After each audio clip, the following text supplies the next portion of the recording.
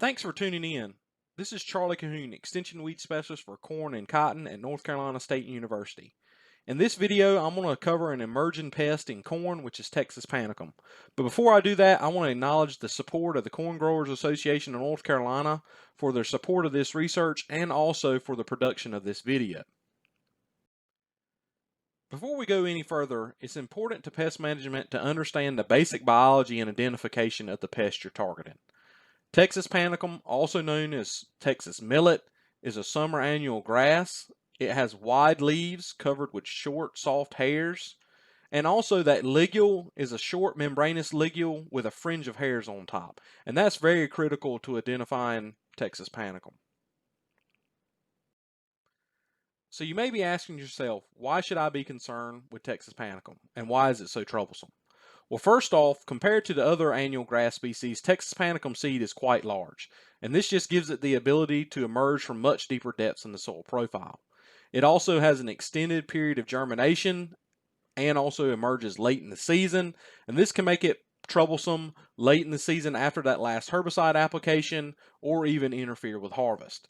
And then lastly, and probably most importantly, compared to the other annual grass species, the Group 15 herbicides like Dual Magnum, Warrant, and Outlook do not work very well on Texas panicum at all. So poor control with those Group 15s, which we often rely upon to control most of our annual grass species.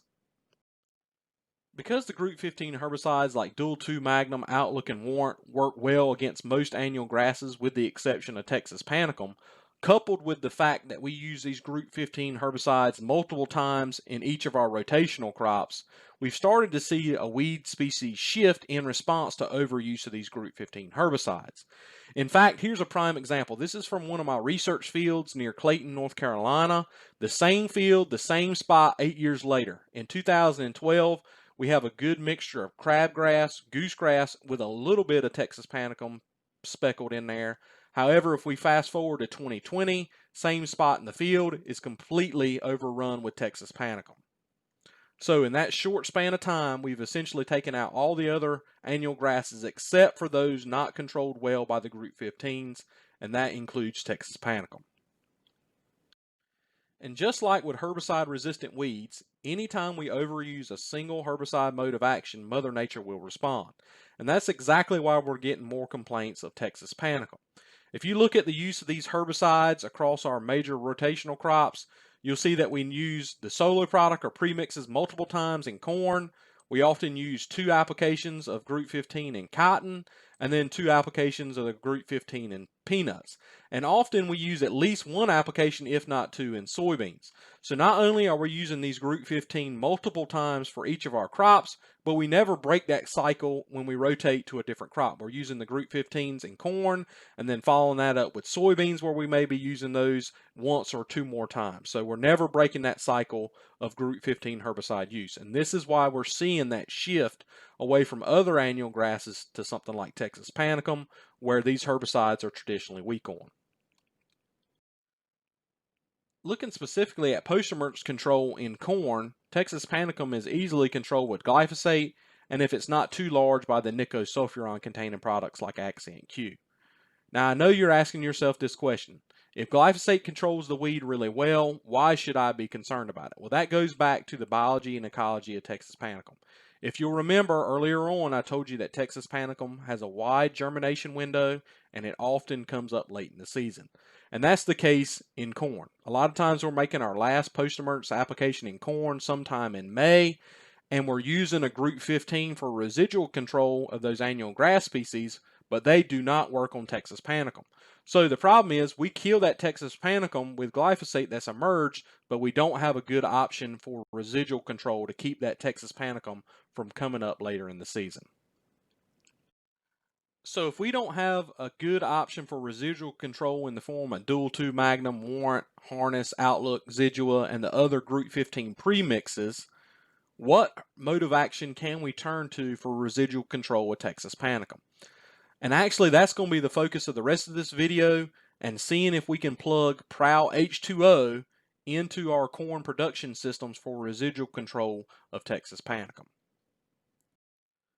Most time when I mention Prowl H2O use in corn, most folks give me a confused look, and this is associated with the use of this herbicide pre-emergence. So let me be clear. I am not a fan of Prowl pre-emergence behind the planter. It is just too big of a risk, especially on our sandy soils.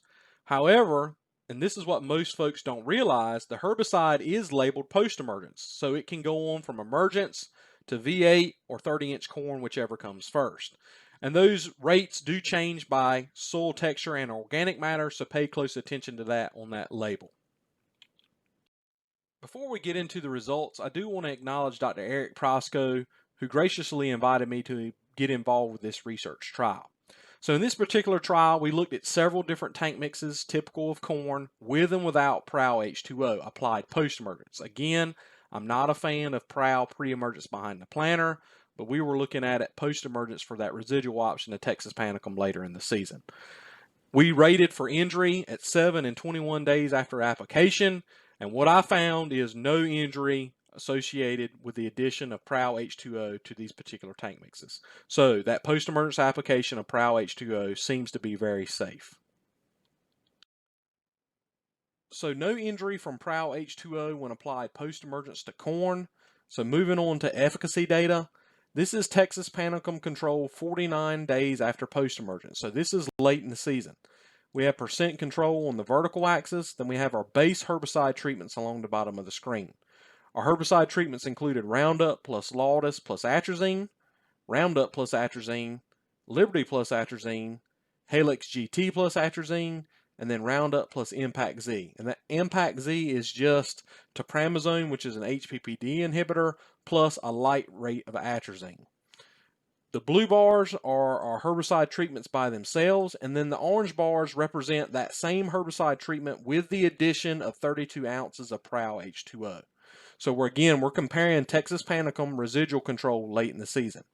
And what we noticed with each of our post-emergence treatments, every time we added Prowl H2O to that treatment, we increased late season Texas Panicum control about 20% across the board.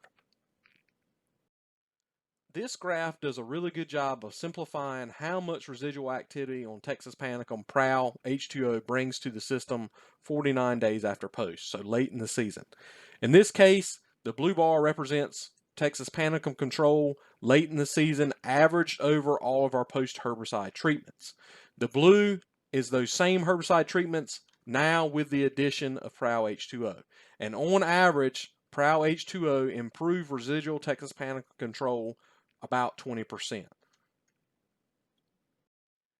If the data doesn't drive home the importance of using Prowl H2O for residual Texas Panicum control, maybe the pictures will. Here's some pictures of these plots 49 days after post, so the same day I took these visual ratings. Here's our non-treated check, and you'll notice that we have a significant population of Texas Panicum at this particular location.